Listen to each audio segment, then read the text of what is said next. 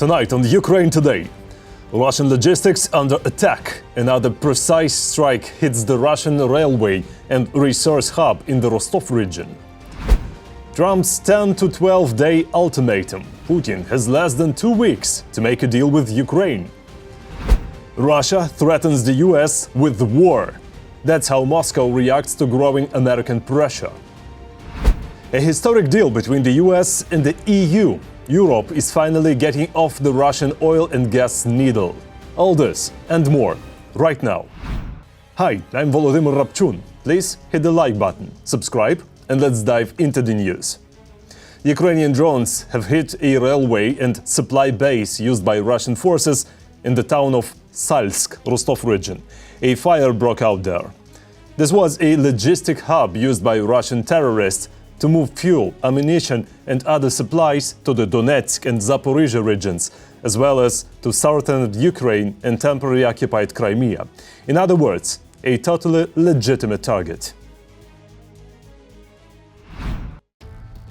Fierce battles continue on the front lines. Over the past 24 hours, Russia has lost at least 1,050 troops, killed and wounded. Since the beginning of the full-scale invasion, that's already 1,051,300 soldiers. Also, in the last day, Ukraine's defense forces destroyed 4 Russian tanks, 39 artillery systems and dozens more units of enemy equipment. But Russia wouldn't be Russia if it didn't target civilians. Occupiers hit people waiting for humanitarian aid in the Kharkiv region, using multiple launch rocket systems. At least 5 people were killed and 3 more were injured. Last night, Russian forces attacked peaceful Ukrainian cities with ballistic missiles, drones and airdropped bombs. A missile strike on the Dnipropetrovsk region damaged a maternity hospital and a city clinic. Tragically, there are casualties. Among the dead, a woman 7 months pregnant. Meanwhile, the occupiers also struck a correctional facility in the Zaporizhia region. At least 16 people were killed and dozens more were injured. Russia is doing everything it can to disrupt peace efforts and drag this war out. Nightly strikes, constant attempts to hurt Ukraine. But peace is possible if we act with strength and determination. We've said it many times and all our partners know it. Sanctions are a key element. Russia does take sanctions seriously. It does feel the pressure. Peace through strength is real. Ukraine, as always, is ready to work as productively as possible with America, with President Trump, so that we can end this war with dignity and achieve lasting peace. Looks like the White House is getting a clearer picture of what Putin's Russia is really up to. Trump's tone has shifted from naive optimism to cold realism. Remember the 50-day ultimatum? Forget it. Just yesterday morning, Putin had 36 days left to make a deal with Ukraine. But afternoon, Trump said he's about to shorten that time. Later that day, he clarified. Yeah, I'd say 10 to 12 days. I'll announce it probably tonight or tomorrow. But there's no reason to wait. If you know what the answer is going to be, why wait? And it would be sanctions and maybe tariffs, secondary tariffs. You know what a secondary tariff is. And look, the Russian economy, I don't want to do that to Russia. I love the Russian people. They're great people. I don't want to do that to Russia. But this thing, they're losing a lot of Russians. They've lost 1 million Russians. So, stronger sanctions and secondary tariffs, apparently to save the Russians. I'd say to save them from themselves and from their own leadership. And that's when it started. Dmitry Medvedev, deputy chairman of Russia's Security Council, got the signal to start typing. Loyal soldier of whiskey and keyboard that he is, he posted the following message on X. Trump's playing the ultimatum game with Russia. 50 days or 10, he should remember 2 things. Russia isn't Israel or even Iran. Each new ultimatum is a threat and a step towards war. Not between Russia and Ukraine, but with his own country. Don't go the Sleepy Joe road. Whoa. Deep stuff. Russia isn't Israel or even Iran. Imagine that. Could it be that Russia is just Russia? What was Medvedev even trying to say? Not Israel? Because Israel is a functioning democracy with actual patriots and Russia is not? Not Iran? Because destroying Russia's nuclear program would take half the bombs? Whatever he meant, one thing is clear. It's a direct threat of war. And it sounds like Dmitry might have gone a bit too far. Now let's wait for the White House to respond. NATO is expanding. Putin's great geopolitical genius strikes again. This time, neutral Austria is considering joining the alliance. The reason? Russian aggression. More on that in the report. Putin has repeatedly criticized NATO expansion, viewing it as a threat to Russia's security. And then he launched a full-scale offensive against Ukraine. Europe understands that from the Kremlin dictator one can only expect war. That's why it is planning its strategy in advance. The Austrian authorities are ready to discuss the possibility of abandoning the country's neutral status and joining NATO due to the threat from the Kremlin. The head of Austria's foreign ministry stated that she's open to public debates about Austria joining NATO, but neither the parliament nor Austria as a whole currently supports joining the alliance. One thing is clear: neutrality by itself does not protect us. What truly protects Austria in an increasingly unstable international environment and with an ever more aggressive Russia is investment in our own defense capabilities, as well as in partnerships. Overall, I am very open to starting a public discussion about Austria's future in the field of security and defense. Although there is currently no majority in parliament or among the population in favor of joining NATO, such a discussion could be very useful. P8 believes that Vienna cannot just sit idly by and wait, because the world has changed. We cannot simply lean back in our chairs and say, if we don't bother anyone, no one will bother us. That would be naive. We are doing everything possible to support the common European security and defense policy financially, through military participation and politically.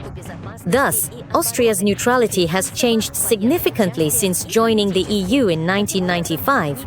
Austria declared its neutrality back in 1955 after the withdrawal of Allied troops. The neutral status of the Austrian state was enshrined in the country's constitution. Therefore, to change this status, it would be necessary to amend the constitution. But it is possible. Neutral Austria may consider joining NATO if Slovakia leaves the North Atlantic Alliance, something the pro-Russian Prime Minister Fico has already started talking about. If Slovakia were to leave NATO, it would worsen the security situation for Austria. This would undoubtedly lead to a major discussion about Austria's NATO membership and the possibility of joining NATO. One of the reasons people say that Austria is not currently under immediate threat is because it is surrounded by NATO member countries and is therefore relatively safe. Austria is almost completely surrounded by NATO member countries, and in the event of an attack from the east, the country expects that Russia would first have to go through Slovakia, which is in NATO. Despite its neutrality, Austria cooperates with NATO through the Partnership for Peace program. But it is not Russia that wants peace, and if Putin were truly interested in peace, he would have started negotiations for a ceasefire. US President Trump handed Crimea and several eastern regions of Ukraine to Putin, so to speak, on a silver platter. In addition, he ruled out the possibility of Ukraine joining NATO. And what does Putin do? He continues to wage a war of annihilation across the entire country. The Russian Foreign Ministry has repeatedly accused Austria of violating its neutrality. The Austrian leadership can try as much as it wants to prove to itself and to the world the inviolability of the country's permanent neutrality, which in the past truly earned it the reputation of a respected international mediator in resolving peaceful crises. But today it is clear to any reasonable politician that the concepts of Austria and neutrality are incompatible. The last time was on the 24th of July, when the spokesperson for the Russian Foreign Ministry, Maria Zakharova, spoke about the transit of Western weapons to Ukraine through Austrian territory. By the Austrian authorities, both in letter and in spirit, of their own constitution, the constitutional law on permanent neutrality of 1955, from the standpoint of common sense, it is simply impossible to combine a genuine, not merely declarative neutral status with military transit on such a scale in any form. But that's from the standpoint of common sense, and there is less and less of it left.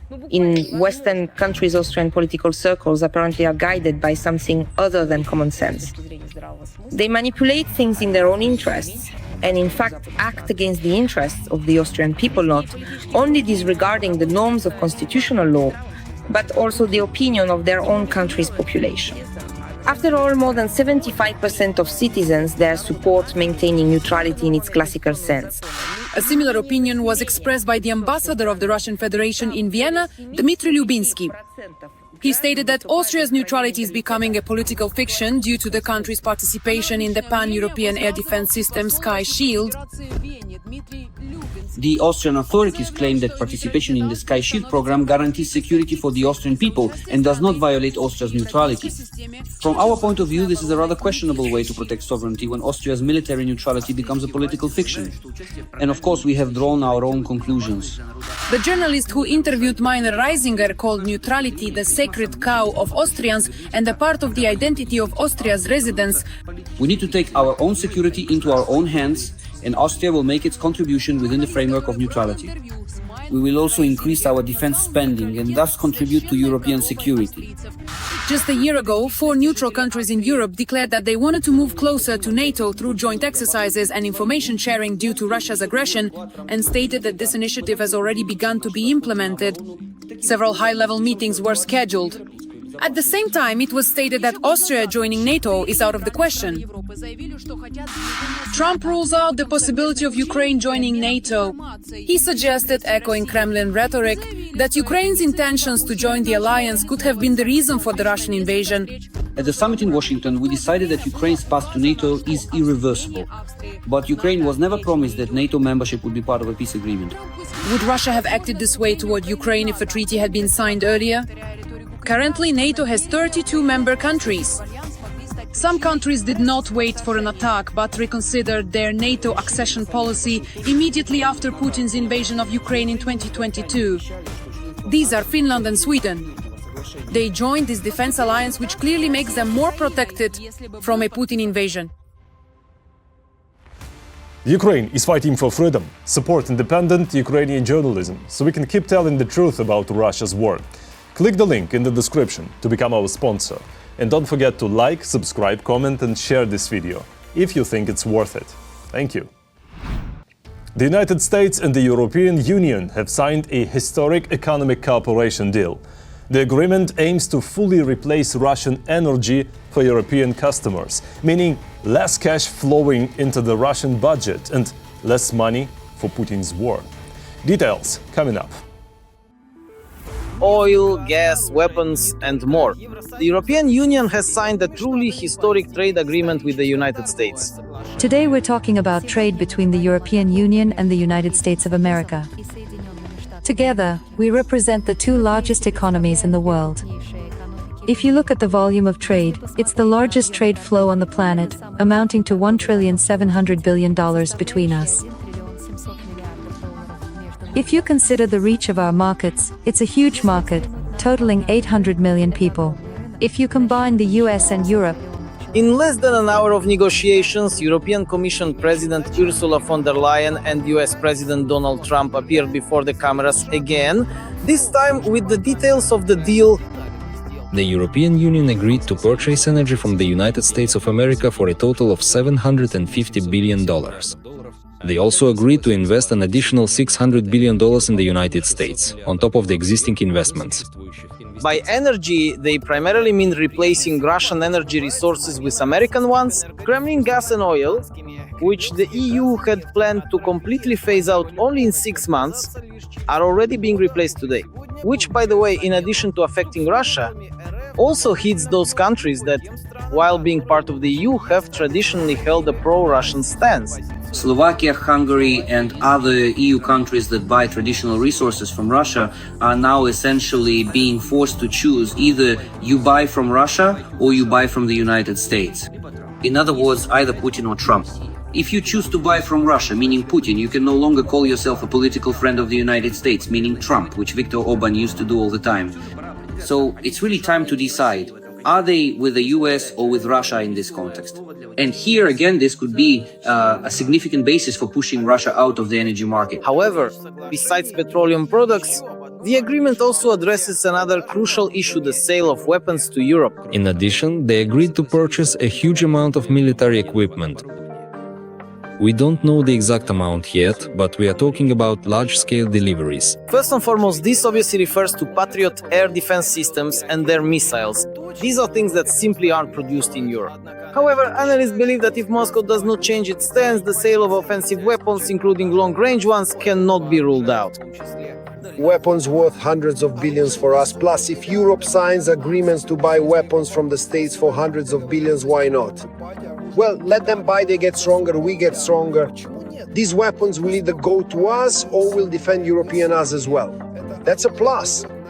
And what's important is that the US, just as it wanted, formally remains on the sidelines. With this arrangement, Trump maintains his role as a negotiator and keeps the option to participate in talks, which is obviously extremely important for him and the Trumpists. This is a component of this system of aid to Ukraine. When the US says, yes, we're not giving anything to Ukraine anymore, but we're selling to the EU, and let the EU transfer it to Ukraine. So we'll have the money.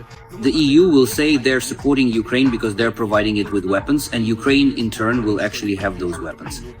So the US, the EU, and Ukraine will all be satisfied. Moreover, the agreement between the US and the EU gives Trump a good advantage ahead of his conversation with the Chinese leader. Given the established import tariff in US-European trade, it will now be harder for Xi Jinping to influence EU countries to bring them over to his side. As a result, he will be more willing to compromise with Trump, whose main demand is to stop supporting Putin. We have concluded a trade agreement between the two largest economies in the world, and this is truly a significant event. It will bring stability, it will provide predictability, which is extremely important for our businesses on both sides of the Atlantic. These are 15% tariffs across the board, with no exceptions. Notably, Viktor Orban was the first to criticize the trade agreement. He stated that the European Union caved in to the demands of the United States, delicately omitting to mention whom he himself caved in to many years ago and has not changed his position since. Russia is launching direct passenger flights from Moscow to Pyongyang. Yes, the capital of North Korea. More right now. The alliance between two dictators, Kim Jong-un and Vladimir Putin, is developing. Russia and North Korea have recently launched direct air service, clearly demonstrating a further and significant rapprochement between the two countries.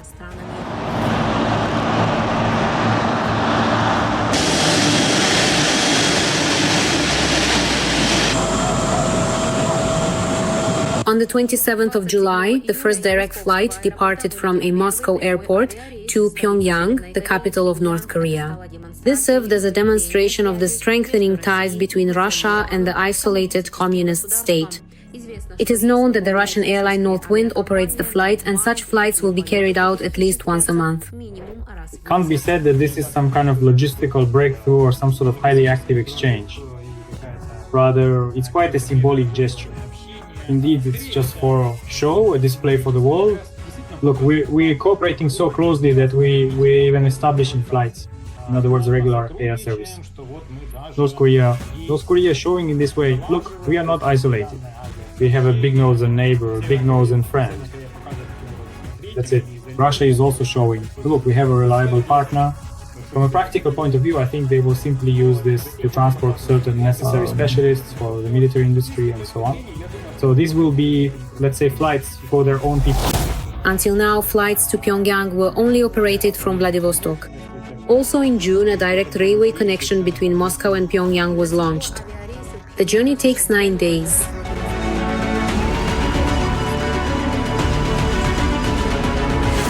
Cooperation between the two countries has significantly intensified after the signing last year of a military agreement to expand their strategic partnership amid increasing international sanctions. One way or another, in the West, Putin is still regarded as the leader of a world power who must be reckoned with, negotiated with, and so on. But essentially, yes. All that unites the North Korean and Russian regimes is that they are both quite isolated from the rest of the world and focused exclusively on war and the militarized economy. And because of this, they have quite a few points, let's say, points of contact in common. Since the start of the full-scale invasion, visits by delegations from both countries have become quite frequent. For example, in July, Lavrov went to Pyongyang, and a month earlier, the chairman of the Russian Security Council, former Defense Minister Sergei Shoigu, met with Kim Jong-un. Such support for Russia not only strengthens North Korea's military capabilities, but also helps reinforce the regime of the North Korean dictator. North Korea is a closed-off, totalitarian state, isolated from the rest of the world, with a completely hostile ideology. They constantly threaten their neighbors, primarily South Korea and Japan. They suddenly launch missile strikes into the sea near Japan, making threats. But it's clear that as long as North Korea exists on its own, it's unlikely they have the resources to develop truly serious weapons for such threats. Although they do have nuclear weapons, but thanks to cooperation with Russia, they gain a whole range of advantages. They gain access to Russian technologies. The Kremlin, in turn, has received the unconditional support of the North Korean leader. Pyongyang is sending containers with weapons as well as manpower to Russia. The entire North Korean military industry is working for Russia, and thanks to this, Russia receives a steady supply of the necessary weapons. And simply manpower as well.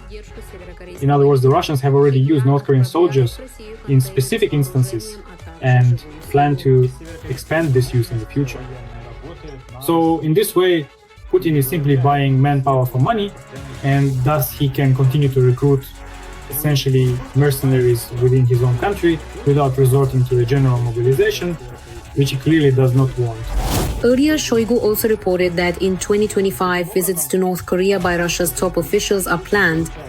For example, in August, to mark the 80th anniversary of Korea's liberation, State Duma Chairman Vyacheslav Volodin will arrive in Pyongyang, and in October, Dmitry Medvedev is planning a visit. That's all for today. Thanks for watching. Thank you for your support. Strength to Ukraine's defenders. Glory to Ukraine. Don't forget to like, subscribe, comment and share. See you next time.